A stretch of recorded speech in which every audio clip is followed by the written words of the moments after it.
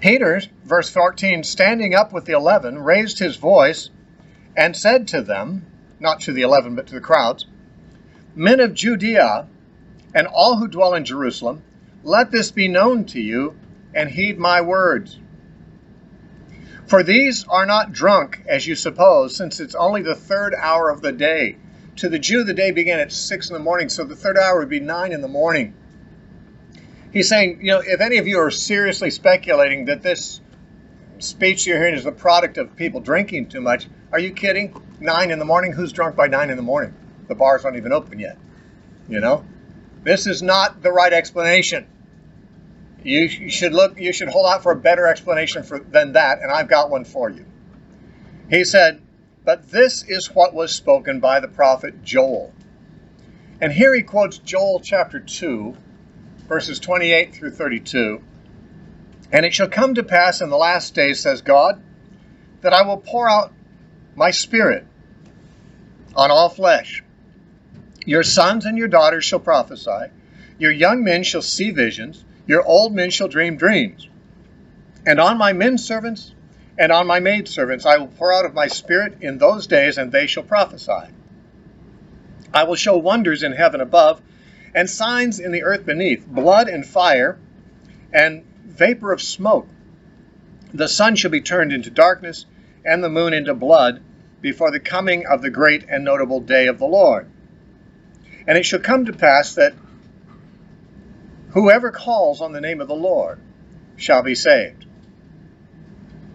Now that maybe could have been the end of the sermon. It wasn't. He had more to say, but there's a salvation message right there. Whoever calls on the name of the Lord shall be saved. This verse, the last verse of this passage in Joel, is also quoted by Paul in Romans 10:13, that whoever shall call on the name of the Lord shall be saved. He's quoting Joel chapter 2, verse 32. Now, the quotation, actually we looked at the quotation, I think it was last night, in Joel. And one thing interesting, there's a few changes of it. In Joel, it doesn't say "in the last days." Peter quotes him as saying, "In the last days, I will pour out my spirit on all flesh." In Joel, it just says, "After this, I will pour out my spirit on all flesh." But because the Jews and the apostles recognized that this was talking about the Messianic age, and that this was therefore the last days of which the prophets spoke, Peter simply cited it that way. And remember, in Luke chapter 24:45, Jesus had opened the apostles' understanding that they might understand the scriptures. So Peter quotes Old Testament scriptures, and we might say, well, is he doing this right? Yeah, he is, because Jesus opened his understanding that he might understand the scriptures. We have to say Jesus made no mistake, and therefore Peter was seeing the scriptures properly. This is a reference to the last days. Now, when we hear the term the last days, there's any number of ways we might think of it.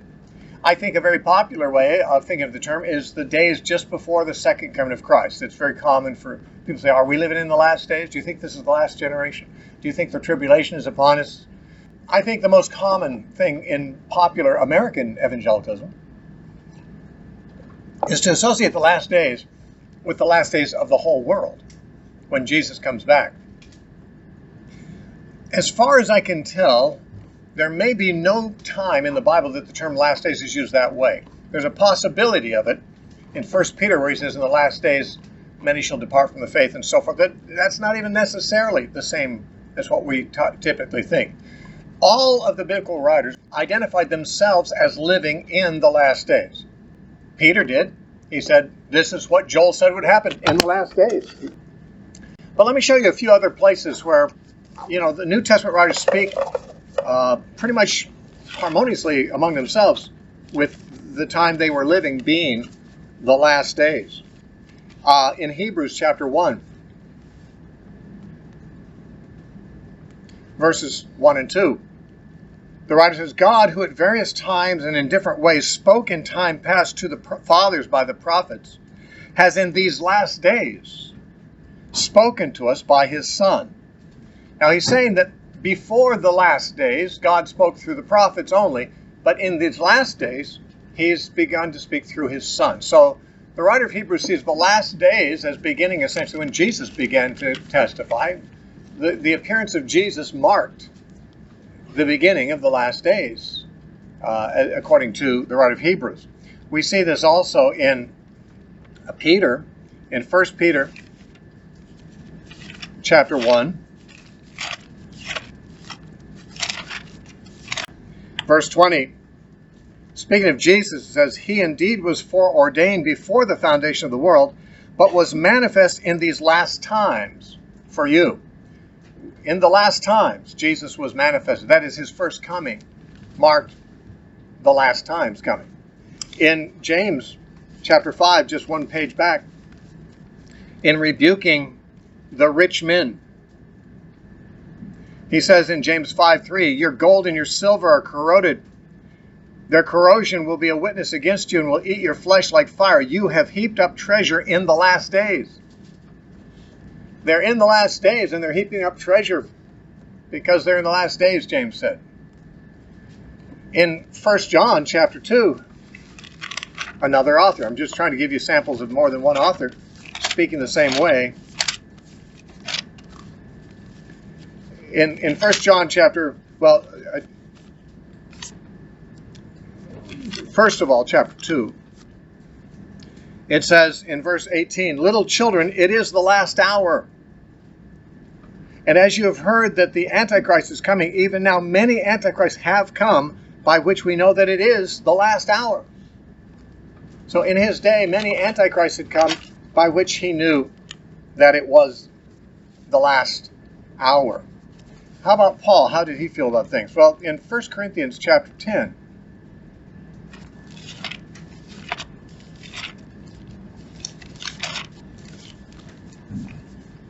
in verse 11, after he describes the events and the experiences of the Jews in the wilderness during the 40 years of wandering, he says, "Now all these things happened to them," 1 Corinthians 10:11, "Now all these things happened to them as examples, and they were written for our admonition, on whom the ends of the ages have come." The ends of the ages have come upon us, he said. Now, notice the New Testament writer said they were living in the last days, the last time, the last hour, in the last times, in the end of the ages. These are kinds of expressions we might think would refer to the end of the world, but obviously they didn't live at the end of the world. And there's a couple of ways we might understand this. One way that many commentators have come to understand it is that the entire age, from the first coming of Jesus to the second coming of Jesus, is the last days. It's the final age. There were ages before. There were the ages before Moses. There's the age of the law during the time of Moses. And now this is the last age, the last days, the last era. The time since the Messiah has come until he comes again at the end, that's the last days.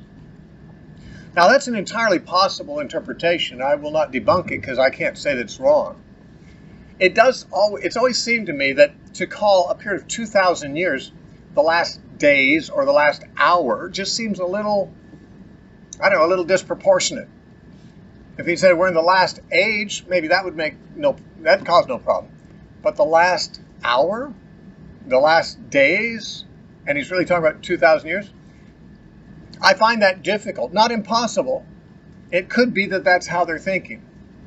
Another way that seems more likely to me, it may not seem more likely to you, and it doesn't have to, you don't have to agree with me, but I believe that they understood the Old Testament prophets correctly as saying that when the new age would come, the age of the Messiah, that the old age would have to come to an end. God would make a new covenant with the house of Israel, but that would be the end of the old covenant. There'd be a messianic community that God would create, but it would be the end of the old order. And the old order would be destroyed when the new one would come. Now, I understand many passages in the Old Testament prophets that way, and you probably think I'm going to turn you to all of them, but I'm not. I did that kind of thing last time. I want to move further forward this time. But there are a great number of passages in the Old Testament that talk about the Messiah coming and then speak of a judgment coming. And that is, of course, what happened historically. The Messiah came, he made the new covenant, and within that generation, the Romans came and destroyed all the trappings of the old covenant. The temple, the priesthood, everything was destroyed in 70 AD. So God swept away the old order, Shortly after, he instituted the new order.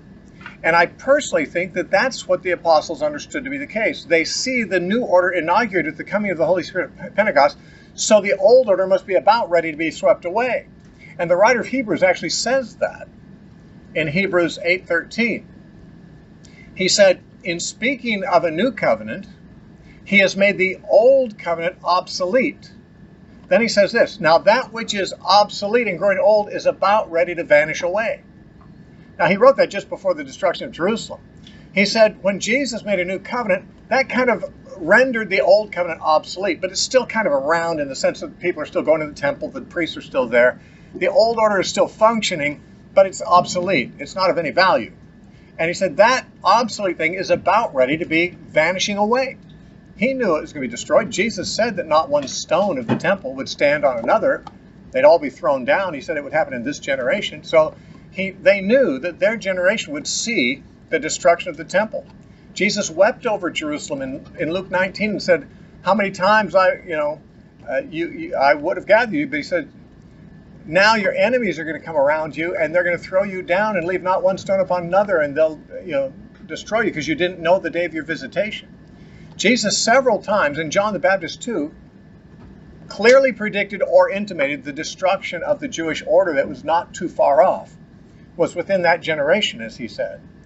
And that being so, the apostles knew that with the coming of the new order, the old order's days were numbered.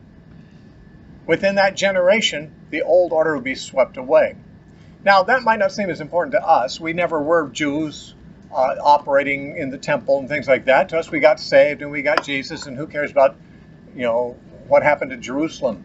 But these guys were people who were Jews all their lives. Jerusalem and the temple, that was the whole worship system that God had authorized and used for 1,400 years. They and their ancestors had known no other. And for Jesus to say, it's going away. Not one stone's going to be left on another. It's going to be swept gone. That was a radical change. That was a change of the whole mentality of worship of God and all that. And they realized when the Messiah sent the Spirit on the day of Pentecost that this was the beginning of the end for the old order. And I believe when they spoke of the last days or the end of the age, it was the end of the Jewish age. I believe it was the last days of the temple system. And Peter quotes, interestingly, enough of the passage in Joel to include both the outpouring of the Spirit and the destruction of the order, of the old order. Because he says, I will pour out my Spirit on all flesh. Your sons and your daughters shall prophesy, your old men shall dream dreams, your young men shall see visions. Upon my maidens and my servants I'll pour out my Spirit, they'll prophesy. That's Pentecost. But then he goes on, and Peter could have stopped the quote at that point. He didn't have to quote the rest of it. Because he has, by quoted those two verses in Joel, he's explained what people are asking about. What's going on here? This is the outpouring of the Spirit. Joel said it. This has happened. But he keeps quoting the rest of the passage. And in the rest of the passage, he says there's going to be fire and blood and pillars of smoke and signs in the earth and signs in the heavens and the great and terrible day of the Lord was coming. This is a bad thing is coming. Or not a bad, but at least a horrible thing to those who are subject to it. A horrible judgment was coming upon the city of Jerusalem for its rejection of the Messiah.